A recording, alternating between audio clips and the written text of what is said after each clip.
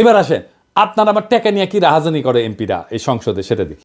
রাষ্ট্র কিভাবে কার কাছ থেকে কত টাকা আদায় করবে, কার জন্য কত টাকা খরচা করবে, সেটা নির্ধারণের জন্য যে বিল আনা হয় তাকে অর্থ বিল বলা হয়।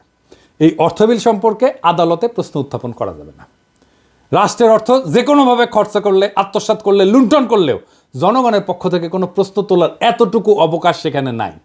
আপনার বালিশ যদি 1 লাখ টাকায় কেনা হয় আর সেটা যদি অর্থ বিলে অন্তর্ভুক্ত থাকে, এটা নিয়ে দুদক কিছু করতে পারবে না। এবার বুঝেছেন তো কেন একটাও দুর্নীতির মামলা করা যায় না হাসিনার দলের লোকেদের বিরুদ্ধে, হাসিনার বিরুদ্ধে?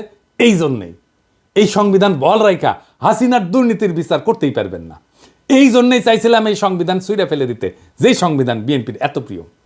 এই সংবিধানের 11 ভাগে একবারে শেষ দিকে একটা অনুচ্ছেদে বলা আছে, এই সংবিধানের বিধানাবলী সাপেক্ষে সকল প্রচলিত আইনের কার্যকারিতা অব্যাহত থাকিবে, তবে অনুরূপ আইন এই সংবিধানের অধীনে প্রণীত আইনের দ্বারা সংশোধিত বা রহিত হইতে পারিবে। এর মানে হইতেছে পাকিস্তান আমলে যে সমস্ত আইন বিধি বিধান জারি ছিল তা ছিল ব্রিটিশদের পরিত্যক্ত, তাই দুইবার স্বাধীনতার পরেও দাড়ি কমা সমেত বাংলাদেশে জারি করা হইল সেই সমস্ত আইন।